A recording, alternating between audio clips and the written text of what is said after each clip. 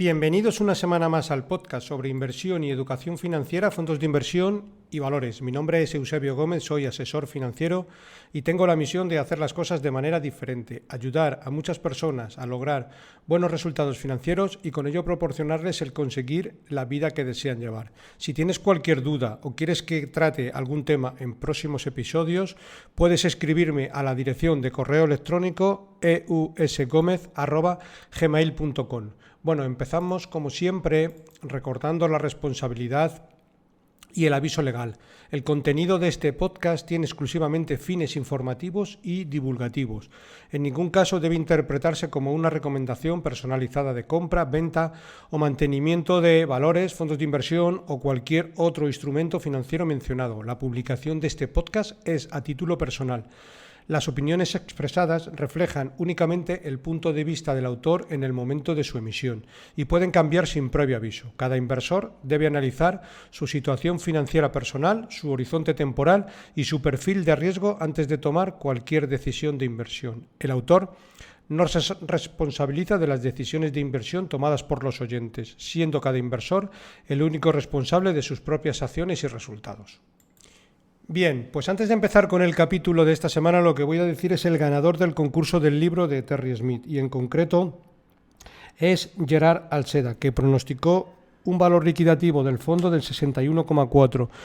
El valor liquidativo del fondo al final ha sido de 61,4586. La verdad es que ha habido bastantes que se han aproximado mucho, pero la verdad que Gerard Alseda prácticamente lo clavó. Bueno, el concurso era que teníamos que adivinar el valor liquidativo a cierre de 7 de julio del fondo Fan Smith. Bien, recordaros también que a partir de septiembre tenemos más libros y iremos haciendo sorteo. Ya hemos sorteado anteriormente otro del fondo Seilen y nos queda uno más de Terry Smith y otro más de Seilen, que a lo largo de, entre septiembre y noviembre, diciembre, seguiremos con los sorteos. Prácticamente la dinámica será pues algo similar. ¿De acuerdo? Bueno, no descarto, la verdad es que he recibido infinidad de correos y no descarto que en el futuro, si tenemos algún gestor que tiene a bien siempre regalarnos libros y demás, pues que sigamos con los sorteos ya para el año 2027 y tal, pero vamos, a lo que queda de 2026 también haremos algún sorteo más. Bueno, no me enrollo más y vamos con el capítulo de esta semana, que lo que vamos a hacer es comentar con todos vosotros y como hago todos los años mi forma de trabajar. ¿Por qué lo hago? Bien, pues mirar, lo hago principalmente porque recibo infinidad de correos donde me preguntáis cómo es mi forma de trabajo, si cobro honorarios y demás cuestiones. Con este podcast lo que voy a intentar es resolver casi todas las dudas que muchos de vosotros tenéis y que me enviáis. Para mí es una forma eficiente de responder a casi todas ellas. De esta manera, como digo, mi trabajo se vuelve mucho más eficiente. En la mayor parte de las ocasiones se quedan resueltas con este podcast y no tengo que estar respondiendo uno a uno a este asunto. Siempre intento ser claro en todo lo que hago y en este caso tengo que serlo especialmente. Bien, empezamos. La plataforma que me da soporte y donde todos los clientes tienen depositados los fondos es Bankinter. ¿Cómo funcionamos y sobre todo cómo funcionan nuestras retribuciones? Que es un poco la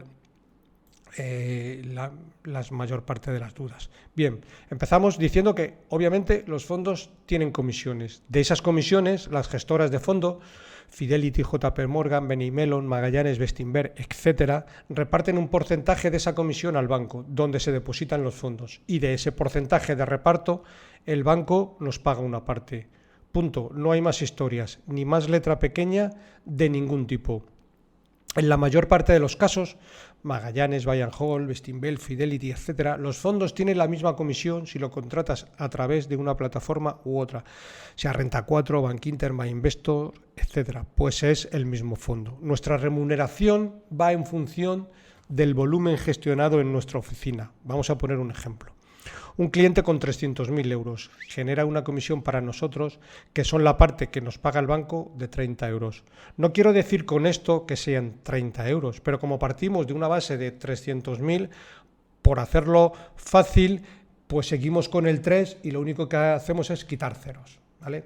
No quiere decir que 300.000 sean 30, sino siempre partimos de base 3, ¿vale? Si esta inversión pasa por revalorización de activos de 300.000 a 600.000, en lugar de percibir 30 euros, percibimos 60 euros. Es decir, no necesitamos que el cliente traiga más capital. Ojo, si lo trae, mejor. Pero solo con que seamos capaces de incrementar la base de activos, por revalorización, nuestros beneficios / ingresos suben en la misma medida. Por eso, no hay mayor interés alineado que la forma en que a nosotros se nos retribuye. Ojo, también pasa en el lado contrario. Si los activos pasan de 300.000 a 150.000, también pasamos a cobrar, en este mismo caso, 15 euros, ¿de acuerdo? Repito, no quiero decir con esto que un cliente de 300.000 ganemos 30. Estoy hablando siempre de poner el 3 dentro de la ecuación, solo que quitando ceros. Si al cliente le va bien, a nosotros también. Si al cliente le va mal, a nosotros también, pues la alineación de intereses es total. Otra cuestión, bueno, aquí ya que estamos con el capítulo de cómo desarrollo mi trabajo, voy a meter un poquito de spoiler, pero bueno, que es que realmente es así. ¿Qué ventajas tiene trabajar con un asesor financiero? En primer lugar, siempre tienes el mismo interlocutor, no como en las oficinas, tanto de banca retail como de banca privada, que cada X tiempo en una oficina te cambian de interlocutor. Los agentes financieros no tenemos obligaciones de contratar producto propio de la entidad. Somos asesores independientes, miramos por los intereses del cliente y los anteponemos siempre a los intereses del banco. ¿Por qué? Muy sencillo. Nosotros cobramos en función del volumen gestionado en nuestra oficina. Ya lo hemos visto anteriormente. Nuestro jefe principal es nuestro cliente, que es de quien vivimos. Vivimos obviamente de las comisiones. Como decía anteriormente, los fondos tienen comisiones. Obviamente no hay comisiones ni añadidas ni adicionales de ningún tipo. También, bueno, ¿qué ventajas tiene? Pues tenemos acceso a estructuras de inversión más complejas y rentables. Préstamos pignorados con garantías de fondos, préstamo lombardo sin tener que tener una intervención notarial en los fondos, productos a medida, en función del volumen, etcétera. Al final, no os engañéis ni os dejéis engañar con el tema de los fondos con clases limpias. Voy a intentar explicarlo esto en detalle también. Esta industria, como cualquier otra industria, vive de generar ingresos, es decir, de ganar dinero, ya sea un Mercadona, un taller mecánico, un restaurante, etcétera. Nadie vende su producto a coste. Toda industria tiene un objetivo de ganar dinero. Luego están las ONG, pero este es otro asunto diferente, ¿vale? La narrativa de vender fondos con clases limpias va a tener la desventaja de que tarde o temprano, obviamente más temprano que tarde, te van a cobrar o bien por custodia, o bien por mantenimiento, o por la palabra que sea, que la banca en general es especialista en inventarse palabras con las que poder cobrar al cliente. Obviamente con el objetivo lícito de ganar dinero, pero no otro. Nosotros tenemos un servicio dentro de la entidad con la que nos da soporte para contratar clases limpias, obviamente a partir de 5 millones, pero este servicio lleva implícito un coste de custodia de fondos anual, que será nuestro beneficio. Si alguno tiene esa cantidad o superior, puede enviarme un correo y vemos las tarifas. Dichas tarifas se personalizan en función del importe. No será lo mismo 5 millones de euros que 25 millones de euros, pero al final, no nos engañemos, hay que cobrar porque no somos una ONG. Posibilidad de contratar fondos inversados, obviamente también, en este caso con una comisión de custodia, que será nuestro beneficio por vigilar y asesorar dichos activos. Dicha comisión de custodia va a ser inferior a lo que se paga por una cartera gestionada de fondos indexados de MyInvestor, Indexa, etcétera, con el añadido adicional que está gestionado, asesorado por un profesional y no por una máquina. ¿Te va a decir la máquina que compres más fondos cuando los mercados se desploman? ¿Te va a decir la máquina que vendas algo de renta variable cuando los mercados suben y suben? ¿Te va a decir la máquina que en términos generales los índices están caros o baratos en términos de PER? ¿Te va a decir la máquina el alto grado de concentración que existen actualmente en los índices? Y es lo que pasa cuando compras un indexado. Bueno, pues yo creo que no, pero oye, cada cual elige su camino de por dónde debe de llevar sus inversiones. En el podcast de este mes, al hilo de muchas consultas sobre carteras indexadas, voy a intentar desgranar dichas carteras indexadas y por qué entiendo que no es la mejor forma de invertir para un inversor. Más cuestiones sobre mi forma de trabajar. Cada cuánto tiempo se revisan las carteras. Yo lo hago de forma permanente. Tener en cuenta que yo no hago otra cosa que monitorizar carteras de inversión, leer informes de fondos, leer informes de gestores, ver vídeos con presentaciones, asistir a conferencias, etc. En mi oficina no tenemos caja, no tenemos cuentas de empresas con pago de impuestos, seguros sociales, no hacemos cuentas nóminas, no hacemos de alguna manera banca tradicional. Solo hacemos banca de inversiones en fondos, ni siquiera yo los llamo banca privada, pues todos mis clientes al final tienen banca privada, tienen un banquero privado. La banca privada suena muy bien como concepto, pero me consta que muchos clientes de su banco están en el segmento de banca privada y a la hora de comunicarse con su gestor lo tienen que hacer a través de mensajes en un muro y ya el gestor cuando pueda te contestará, que a veces pasan 4 o 5 días. Y ojo, he visto clientes con millones de euros en esta situación. Banca privada como concepto general suena bien, pero a la hora de la verdad ni es banca ni es privada. Y eso cuando el banquero que te asignan a los 2 años se ha marchado a otro departamento del banco. He visto infinidad de extractos de banca privada de grandes bancos que todos los fondos o en un porcentaje muy elevado pertenecen a la misma gestora del banco. Ojo, insisto, y posiciones con millones de euros. Sinceramente, cuando me pasa esto estoy encantado de la vida porque al final me resulta extraordinariamente fácil hacerle ver al posible cliente que esto no es la mejor manera de tener invertido su dinero y que las recomendaciones pues no son imparciales y están enfocadas a venderle productos más que asesorarle por el bien de sus intereses, más bien por los intereses del banco. Entre otras cosas, porque quien te asesora trabaja para la entidad y no es un profesional independiente en esto. Trabaja por cuenta ajena con contrato laboral, es decir, tiene una nómina del banco y como le llamen desde arriba para indicarle que tiene que vender un determinado producto que está en campaña, lo va a vender, ya sea bueno o malo o regular. Nosotros, los agentes, somos profesionales por cuenta propia, no tenemos nómina. Todos nuestros honorarios van en función del volumen gestionado en nuestra oficina. Sí tenemos la capacidad de recomendar al cliente lo que consideramos mejor para él, que muchas veces no es lo mejor para el banco, pero es que nuestros ingresos van en función del volumen gestionado, no tenemos nómina. Si un cliente se lleva su dinero a otro sitio, por ese cliente no cobramos. Y así con todos. Por tanto, ya procuraremos nosotros de tratar bien al cliente, que es nuestro verdadero jefe, y esto lo dice muchas veces el dueño de Mercadona, Juan Roch, pero en nuestro caso es que realmente así literal. Si en nuestra oficina mañana todos los clientes se llevasen su dinero a otro sitio, al mes siguiente nosotros cobraríamos 0 euros. Los que escucháis el podcast de forma habitual me habréis escuchado decir la frase que decía un importante gestor americano: si nosotros nos ocupamos del dinero de nuestros clientes, ellos se ocuparán del nuestro. Y en mi caso es así al 100%. En otros podcasts también he hablado de esto, pero voy a recalcarlo. Como norma general, el 95% de mis clientes tienen los mismos fondos. Solo cambia la parte de riesgo, renta fija, renta variable. No todo el mundo, obviamente, tiene el mismo nivel de riesgo, ya sea por edad, horizonte de inversión, etcétera. Es decir, pondero la parte de renta fija, renta variable, pero con los mismos fondos. ¿De acuerdo? Sabría calcular con un porcentaje muy alto de probabilidad el dinero invertido actualizado de cada uno de los clientes. ¿Por qué? Porque si ha invertido hace 2 años y tiene 50-50, esa cartera, sabiendo los fondos que tiene, ahora mismo tiene una rentabilidad aproximada del 20-25%, que para una cartera de 50-50 está bastante bien. Si tiene 25-75, obviamente por sus circunstancias personales, ese porcentaje de rentabilidad será algo menor, ya que el riesgo también es menor. Ojo importante, no todos los fondos valen para los mismos clientes.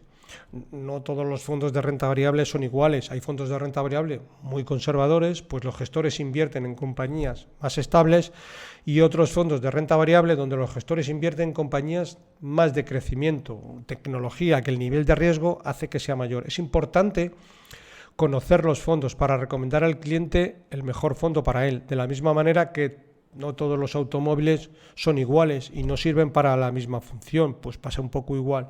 En los fondos no es lo mismo un Golf que un Porsche Cayenne o que una pick-up. No es lo mismo un coche eléctrico con una autonomía para 300 kilómetros, un coche pequeño, que un coche diésel con una autonomía para hacer 900 kilómetros. Pues un poco lo mismo también pasa con los fondos de renta fija o con los fondos temáticos, fondos mixtos, etcétera. Hay que conocer muy bien los productos para luego, en función de los productos, construir las carteras. Las carteras, al final, también hay que construirlas partiendo de la base del perfil del cliente, no partiendo de la base del perfil del fondo, y luego, en función del perfil del cliente, recomendar lo mejor en base a sus circunstancias. No es lo mismo hacer una inversión de golpe que hacer una inversión con aportaciones periódicas mensuales. La inversión en fondos, a mi modo de ver, es una de las mejores inversiones que una persona puede hacer. Pues tienes acceso a los mejores gestores del mundo a cambio de pagar una comisión de gestión pues del 1,5% o del 2% si estamos hablando de fondos de renta variable. Te permite hacer la inversión con 100 euros o con 100 millones de euros. Si dispones de 10 millones de euros e inviertes en fondos, no necesitas tener un escuadrón de personas dedicadas a esto. En cambio, si tienes 10 millones de euros e inviertes en pisos para alquilar, la cantidad de problemas que puedes tener, la cantidad de gente que tienes que tener para gestionar esto puede ser considerable. Puedes tener 10 millones de euros en esto y llevar una vida tremendamente plácida, sabiendo que hay un profesional, en este caso un agente financiero, que te vigila esto y que a su vez elige los mejores gestores del mundo que van a trabajar para nosotros por una cantidad simbólica. No tendrás que ocuparte de pagar seguros sociales, no tendrás que preocuparte por pagar facturas impagadas. Por el dolor de cabeza que te da que la gente no te pague una factura en tiempo y forma, con los problemas que te puede traer de que te descuadra un poco la caja. No tendrás que preocuparte por bajas laborales de tu personal. De alguna manera, con esto te puedes convertir en un empresario vago, es decir, inviertes en un montón de negocios y de sectores, pero sin la preocupación diaria de gestionar una empresa. Ojo, importante, también al tener por detrás un agente financiero va a hacer que no tomes decisiones locas o precipitadas. ¿Qué son decisiones locas o precipitadas? Vender en pánico ni comprar en pico. Es decir, no te convertirás en un turista de la inversión, sino que serás un inversor con perspectiva empresarial, pero bien asesorado. Bueno, no tengo mucho más que añadir. Veo que he empezado con esto, informando de cómo desarrollo mi trabajo, y he acabado haciendo un spoiler importante de por qué considero que trabajar con un profesional independiente te puede cambiar desde el punto de vista financiero en el largo plazo.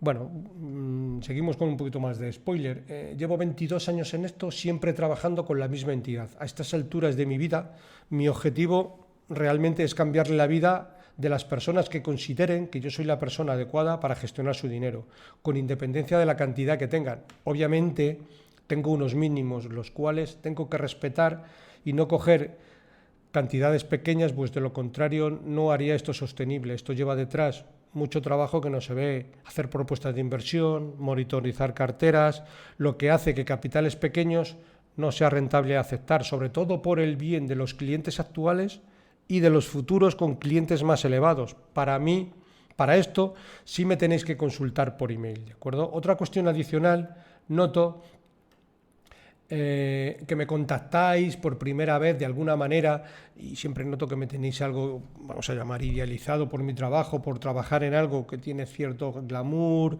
etcétera. Bueno, pues he de decir que nada más lejos de la realidad. Me considero una persona del montón en cuanto a talento.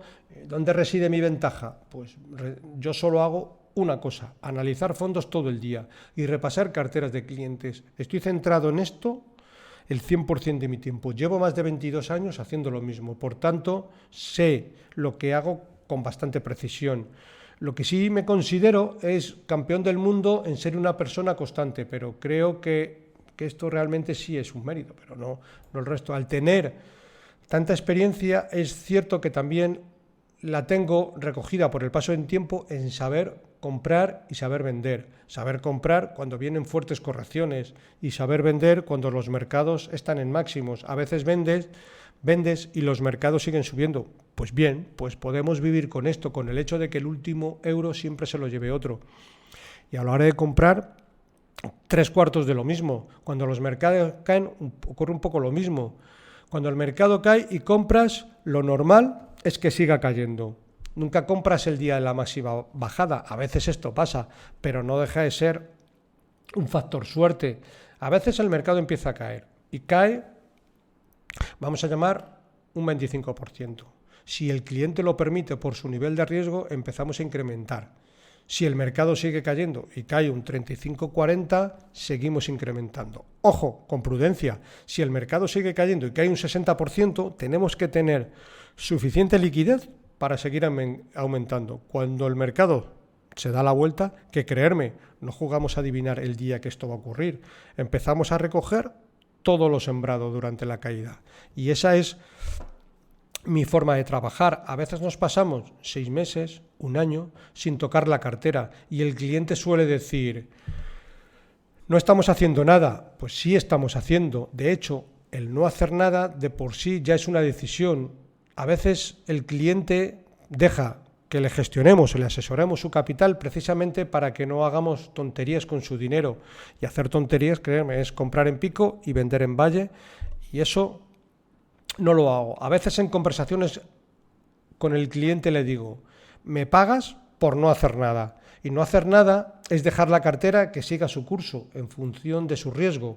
Y eso, obviamente, aunque no lo parezca, tiene una labor encubierta muy importante. Cuando hablo de me pagas, como hemos visto al principio, no estamos hablando de que me pague, sino que bueno, pues cobramos un importe que es de lo que vivimos y nos ganamos la vida en función de las comisiones de los fondos. Pero bueno, espero que se haya entendido en el sentido que muchas veces, lo que quiero decir, cuando miramos los periódicos y las noticias, las miramos en sentido positivo, no las miramos en sentido negativo. Es decir, si vemos que titulares en prensa, los mercados han caído mucho, ojo, esto se va de madre, no sé qué, no sé cuánto. Bueno, pues entonces hay que plantearse, oye, vamos a repasar carteras, porque a lo mejor si tenemos que hacer algo, obviamente es incrementar posiciones, insisto, siempre que el riesgo lo permita, etcétera. ¿De acuerdo? Bueno, pues eso es todo por la parte que quería comentar de cómo desarrollo mi trabajo. Es verdad que todos los años siempre hago un podcast sobre esto y en esta ocasión durante todo este año no lo había hecho y bueno, sí que ahora lo haremos. Recordaros también que durante el mes de julio la periodicidad del podcast es quincenal y que el próximo lo haremos el 24 de julio, viernes, ¿de acuerdo?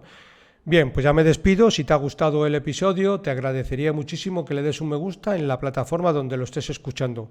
Esto ayuda a que este contenido divulgativo llegue a muchas más personas interesadas en aprender a invertir. Si tienes cualquier duda o quieres que trate algún tema en próximos episodios, puedes escribirme a la dirección de correo electrónico eusgomez@gmail.com. Un cordial saludo, paciencia y buenas inversiones.